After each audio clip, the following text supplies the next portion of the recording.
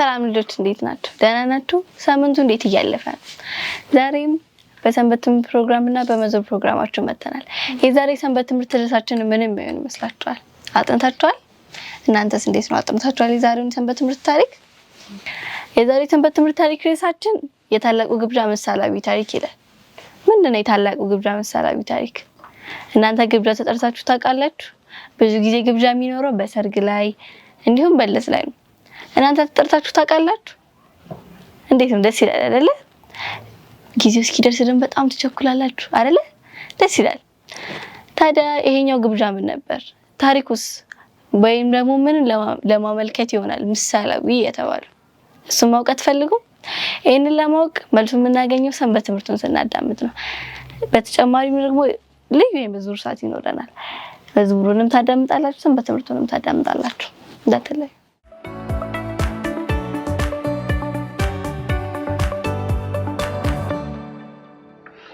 እንደምን አላችሁ ልጆች? ከህፃናት ሰንበት ትምህርት ክፍል የዛሬውን 8ኛውን ሰንበት ትምህርት ይዘንላችሁ መተናል። ርዕሱ የሚለው የታላቁ ግብዣ ምሳሌያዊ ታሪክ ይላል። የመታሰቢያ ጥቅሳችን የሚገኘው የሉቃስ ወንጌል ምዕራፍ 14 ቁጥር 15 ሲሆን በእግዚአብሔር መንግስት ቀርቦ ከማዕድ የሚበላ ብፁዕ ነው ይላል። የትምህርቱ ዋና መልእክት ኢየሱስ ከእርሱ ጋር በሰማይ እንድንሆን ይጋብዘናል ይላል። ልጆች ለግብዣ ተጠርታችሁ ታውቃላችሁ? ስትጠሩስ ፈንድቃችሁ ነበር? ጊዜው ደርሶ በግብዣው ላይ ለመገኘት ጓጉታችሁ ነበር? ኢየሱስ ለሚወዱት ሁሉ ታላቅ ግብዣ ለማድረግ አቅዷል። በግብዣው ላይ ለመገኘት ትፈልጋላችሁ? እንግዶቻችንን የመጥራቱን ስራ ጨርሰሃል? በማለት የግብዣው አዘጋጅ ጠየቀ። አዎ ጌታዬ ጨርሻለሁ በማለት አገልጋዩም መለሰ። ጌትየውም አመሰግናለሁ ወዳጄ፣ ለእኔ መልካም ስራ እንደምትሰራልኝ ሁልጊዜ እተማመንብሃለሁ አለውና ስላቀደው ግብዣ እያሰበ ፈገግ አለ። ጥሪው አልቆ እንደነበር ወዳጆቹም እንደሚመጡ እንደነገሩት ደግሞም አብረው ግሩም ጊዜ እንደሚያሳልፉ ማሰብን ቀጠለ። ግብዣው ተዘጋጅቶ ባለቀ ጊዜ አገልጋዩ ሌላ የሚሰራው ስራ ነበረው። የግብዣው ጊዜ ስለደረሰ ለተጋባዦቹ እንዲመጡ ለመንገር ራሱ ወደ የተጋበዙት ሰዎች ሄደ። አገልጋዩ የመጀመሪያውን በር ካንኳኳ በኋላ ጠበቀ። በሩ ስላልተከፈተለትም ጨምሮ ጠበቀ። በመጨረሻም እንደገና አንኳኳ።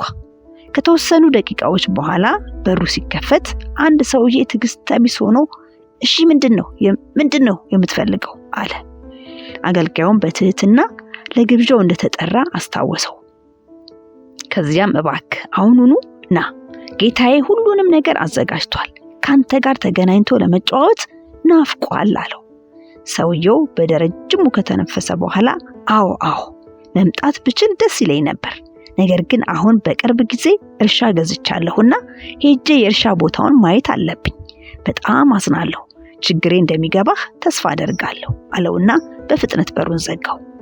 አገልጋዩ የራሱ እየነቀነቀ በተጋባዦቹ ዝርዝር ላይ ወደ ተጻፈው ሁለተኛ ሰው ሄደ። መቼስ እዚህኛው ቤት የተሻለ መልስ አገኛለሁ ብሎ አሰበ።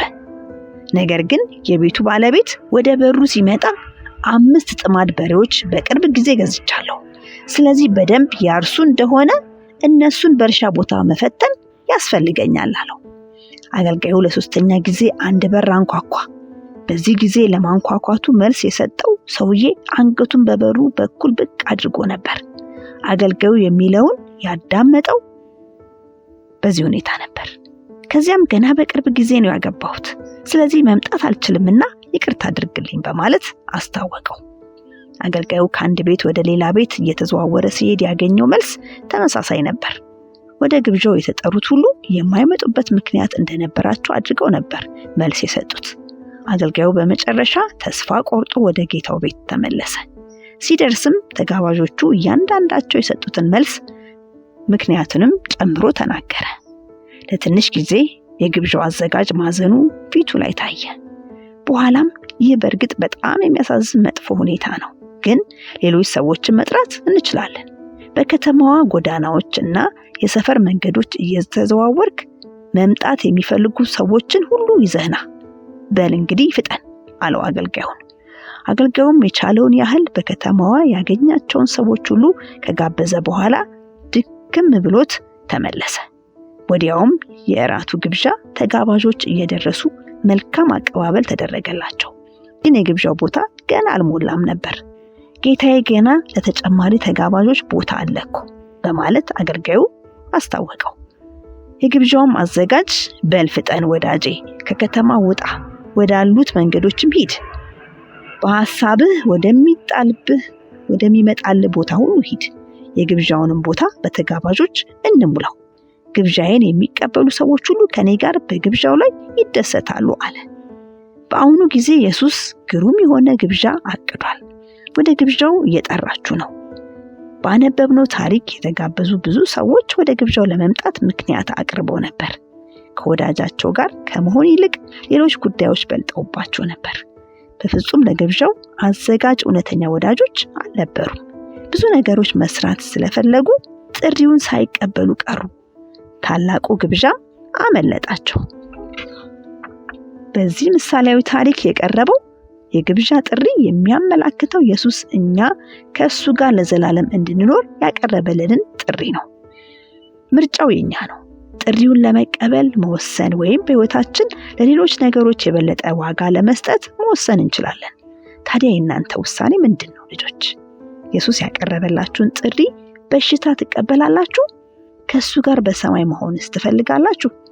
ወይስ በዚህ ያዘጋጀላችሁን ያለውን ታላቅ ግብዣ ያመልጣችሁ ይሆን? እንዳያመልጣችሁ ጌታ ይርዳችሁ። ጌታ ይባርካችሁ ልጆች።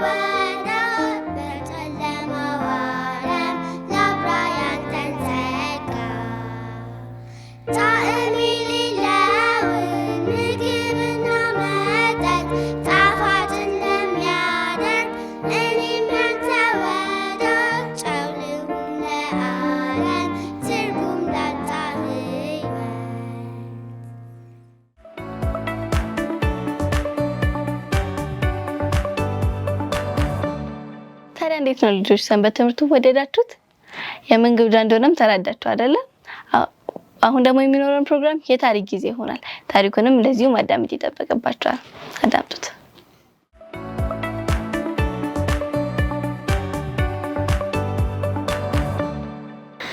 ሰላም ልጆች፣ እንዴት ናችሁ? በቴሌቪዥን መስኮት የምትከታተሉን፣ ዛሬም በአዲስ ታሪክ በዚህ ስፍራ ከሌሎች ህፃናቶች ጋር አብረን ተገናኝተናል። እግዚአብሔር ስለረዳን እናመሰግነዋለን። እኔ ታሪኩን ከመናገሬ በፊት ፕሮግራማችንን ከመጀመራችን በፊት እዚህ ከኔ ጋር ያሉት ልጆች ስማቸውን ያስተዋውቋችኋል። እናንተ ደግሞ መምጣት የምትፈልጉ ከሆነ በቴሌግራም ቻናላችን ላይ ቤተሰቦቻችሁን ነግራችሁ ፕሮግራም ማስያዝ ትችላላችሁና ስማችሁንና አድራሻችሁን ላኩልን። እዚህ ከኛ ጋር መታችሁ ታሪክ ትሰማላችሁ ማለት ነው። ስለዚህ እዚህ ከኔ ጋር ያሉት ልጆች ስማቸውን ያስተዋውቋችኋል። እስቲ ስማችሁን ንገሯቸው። ሀዩ ዮሐንስ ይባላል። አልሰማሁም ድምጹን ግን ሀዩ ጮክ ብለህ ተናገር። ሀዩ ዮሐንስ። እሺ። ሰመረ ኢሳያስ። ሰመረ ኢሳያስ ይባላል። ስምርና ነጋሽ። እሺ። አስቴር ዳንኤል። አስቴር ዳንኤል ትባላለች። እነዚህ አራት ልጆች ዛሬ ከኔ ጋር ታሪክ ለመስማት ወደዚህ መጥተዋል። ጥሩ ጊዜ እንደምናሳልፍ ተስፋ አድርጋለሁ። እናንተም በያላችሁበት በደንብ እንደምታዳምጡን። አሁን መጀመሪያ ጸሎት እናደርግና ወደ ዛሬው ታሪካችን እንሄዳለን። እንጸልይ ልጆች። እግዚአብሔር አባት በዘላለም ፍቅር ስለወደድከን እናመሰግንሃለን። ስለምትጠነቀቅልንም ስምህ ይባረክ። ደግሞ እግዚአብሔር ሆይ ጥሩ ልጆች መሆን እንድንችል አንተ እርዳን። አሁን ያንተን ቃል ስንማር መንፈስ ቅዱስህ ያስተምረን። ሁላችንንም ባርከን። በቴሌቪዥን መስኮት የሚያዩንንም አንተ ባርካቸው። በኢየሱስ ስም አሜን። እሺ ዛሬ ልጆች የምነግራችሁ ስለ አንድ ንጉስ ታሪክ ነው የምነግራችሁ። ከታሪኩ በፊት አንድ ጥያቄ ልጠይቃችሁ፣ በኋላም ይሄንኑ ጥያቄ መልሼ እጠይቃችኋለሁ። አንድ ቀን እግዚአብሔር መጥቶ በህልማችሁ ምን እንድሰጣችሁ ትፈልጋላችሁ? የፈለጋችሁትን ነገር ጠይቁኝ ቢላችሁ ምን ትጠይቁታላችሁ? እስቲ ሀሳብ ስጡ። ምን ቢሰጣችሁ እግዚአብሔር ደስ ይላችኋል? ምን ቢሰጥሽ ደስ ይላል? ስጦታ ቢሰጥሽ ምን ስጦታ ይስጣችሁ? እስቲ ምን ቢሰጥህ ደስ ይላል? ልብስ ቢሰጥህ በጣም ጥሩ። ሰመረ ምን ቢሰጥህ ደስ ይላል? እኔ በጣም ጥሩ። አላስጨንቃችሁም። መጽሐፍ ቅዱስ ቢሰጥህ። እሺ ሀሱስ? ሀሱ ገና አላውቅሽው። ችግር የለም። ሁላችንም የተለያዩ ጥያቄዎችን ልንጠይቅ እንችላለን። ለተጠየቅነው ጥያቄ የተለያየ መልስ ልንሰጥ እንችላለን። ዛሬ የምነግራችሁ ግን ታሪክ በጣም የሚገርም መልስ ስለመለሰ ሰው ነው። ስሙ ንጉስ ሰለሞን ይባላል። ንጉስ ሰለሞን የማን ልጅ መሰላችሁ? የንጉስ ዳዊት ልጅ ነው። ታሪኩ የሚገኘው ከመጽሐፍ ቅዱሳችን ከአንደኛ ነገሥት ምዕራፍ 3 ከ4 እስከ 14 ባለው ውስጥ ይገኛል። በዛሬና በሚቀጥለው ሳምንት የምነግራችሁ ታሪክ ተከታታይ ታሪክ ነው ስለ ንጉስ ሰለሞን ስለሆነ በሚቀጥለውም ከዚህ ውስጥ እነግራችኋለሁና ልጆች ምን ሆነ መሰላችሁ? ንጉስ ዳዊት ብዙ ዓመት አገለገለ። ንጉስ ሆኖ እስራኤልን 40 ዓመት አገለገለ። በዛ ውስጥ ሲያገለግል በጣም ጥሩ ንጉስ ነበር። ህዝቡ ይወደዋል። ደግሞ ስራውን ብቻ አልነበረም የሚሰራው፣ እግዚአብሔርን የሚያገለግል ነበር። እግዚአብሔር ደግሞ ንጉስ ዳዊትን በጣም ይወደዋል። ለምን መሰላችሁ የሚወደው? ንጉስ ዳዊት ጥፋት ያጠፋል አይደል? ንጉስ ያጠፋል እንዴ? ግን ያጠፋ ነበር። ሲያጠፋ ቶሎ ብሎ ኃጢአቱን እናዘዝና እግዚአብሔርን ይቅርታ ይጠይቃል። ስለዚህ እግዚአብሔር በጣም ይወደው ነበር። እግዚአብሔር ዳዊት ጥሩ ልብ እንዳለው ያውቅ ነበር። አሁን ግን ዳዊት በጣም አረጀ። ንጉስ መሆን ይችላል? መምራት ይችላል? አይችልም። ስለዚህ ሌላ ንጉስ መተካት ነበረበት። ሌላ ንጉስ ደግሞ ለመተካት ምንድነው የሚሆነው መሰላችሁ? ልጁ ነበር የሚተካው። ስለዚህ ንጉስ ዳዊት ልጁን ሰለሞንን ጠራውና ምን አለው መሰላችሁ? አሁን እኔ አርጅቻለሁ፣ ወደ መሞት እየሄድኩ ነው በቃ። ስለዚህ ንጉስ የምትሆነው አንተ ነህ። እንግዲህ ንጉስ ሆነህ በጥሩ ሁኔታ መኖር ከፈለግክ አለው እግዚአብሔርን መፈለግ አለብህ። እግዚአብሔርን ደግሞ የምትፈልገው በፍጹም ልብ በፍጹም ነፍስ መሆን አለበት። እግዚአብሔርን ከፈለግከው ታገኘዋለህ። እግዚአብሔርን ካልፈለግከው ግን እሱም አይፈልግህም። ስለዚህ እግዚአብሔርን የሚፈልግ ልብ ይኑር ብሎ ንጉስ ዳዊት መከረውና ከዛ በኋላ ንጉስ ዳዊት ሞተ። አሁን ማን ነው ንጉስ የሚሆነው? ንጉስ ሰለሞን አይደል? ንጉስ ሰለሞን ንጉስ ሆነ። ከዛ በኋላ አንድ ቀን ንጉስ ሰለሞን እንቅልፉን ተኛ ተባለበት። በአንድ ሌሊት እግዚአብሔር መጣና እንዲህ አለው፣ ቅስቅስ አረገውና በህልሙ እኮ ነው። ንጉስ ሰለሞን ምን እንዳደርግልህ ትፈልጋለህ? ጠይቀኝ፣ የፈለገውን ነገር እሰጥሃለሁ፣ ምንም ችግር የለም አለው። ሰለሞን ምን ያለ ይመስላችኋል? ብዙ ገንዘብ፣ ረጅም እድሜ ወይም ደግሞ ሀብት አላለም። ምን እንዳለ ታውቃላችሁ? እግዚአብሔር ሆይ እኔ ታናሽ ብላቴና ነኝ፣ በጣም ልጅ ነኝ። ይሄን ሁሉ የእስራኤልን ሕዝብ ደግሞ ልመራ የምችል ሰው አይደለሁም። ስለዚህ እኔ ጥሩ ንጉሥ መሆን ስለምፈልግ ይህንን ሕዝብ ደግሞ በማስተዋልና በጥበብ እንደሚገባ እንዳገለግለው ማስተዋልና ጥበብን ስጠኛለሁ። እግዚአብሔር በጣም ነው የገረመው ልጆች፣ በጣም አይገርማችሁ? እግዚአብሔር የጠበቀው ሌላ፣ ሰለሞን የመለሰው ደግሞ ሌላ። ከዛ እግዚአብሔር የሰለሞንን ጥያቄ በጣም ወደደው። ከዛም እንዳሉ ታውቃላችሁ? አንተ በጣም ጥሩ ሰው ነህ።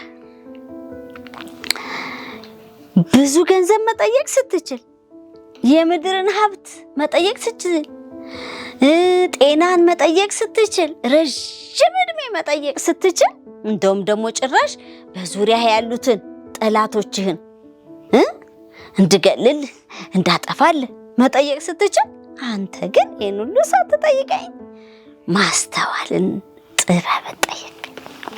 ይሄንማ ምን ችግር አለ? እሰጥሃለሁ። ደግሞ እሱን ብቻ መሰለም እሰጥሃለሁ።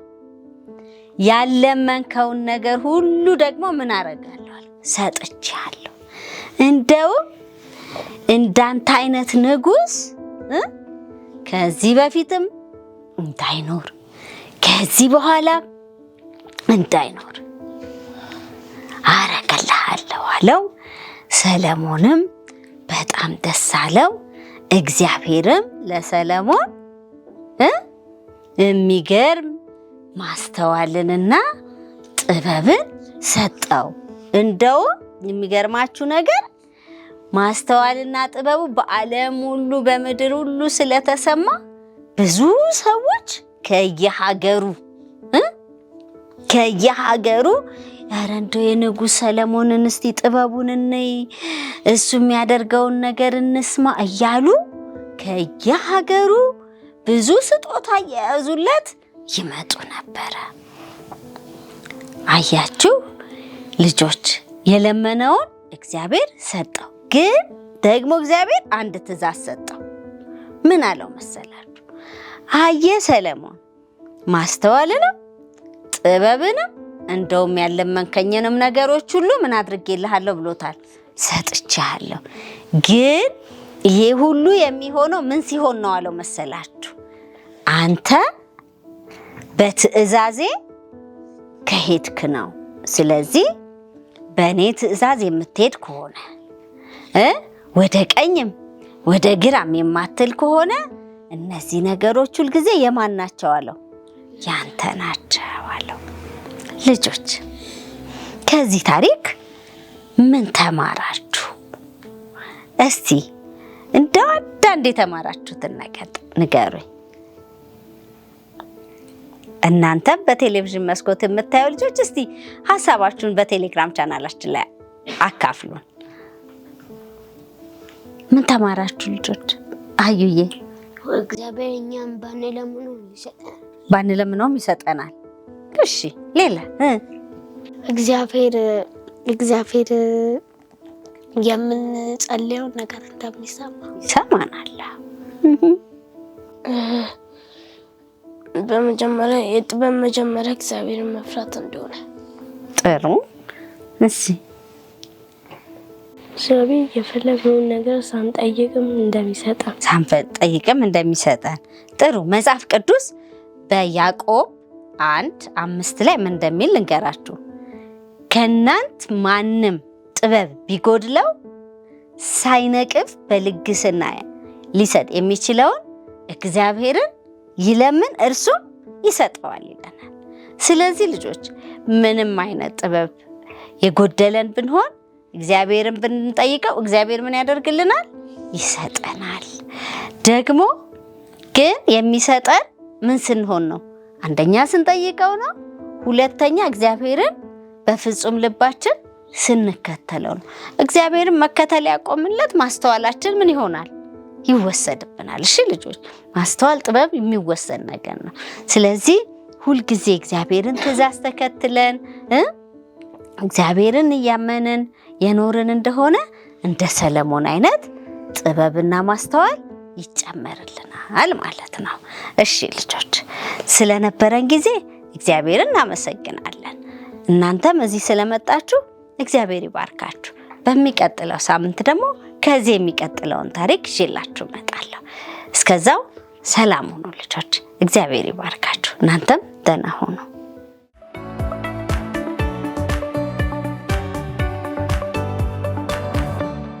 ልጆች እንዴት ነው ታሪኩ? ወደዳችሁት አይደለ? ይሄ ታሪክ ደግሞ ጥሩ መልእክት ያስተላልፋል አይደለ? አሁን ደግሞ መሰናበቻ ጊዜያችን ደርሷል። ለዛሬ የነበረን ፕሮግራም ይሄንን ይመስላል። በዚህ ፕሮግራም ላይ መሳተፍ የምትፈልጉና አስተያየት መስጠት የምትፈልጉ ከታች በሚገኘው ቁጥር ላይና አድራሻ ላይ መደወል እንዲሁም ደግሞ መጻፍ ትችላላችሁ። ለዛሬ የነበረን ፕሮግራም ይሄንን ይመስላል። መልካም ጊዜ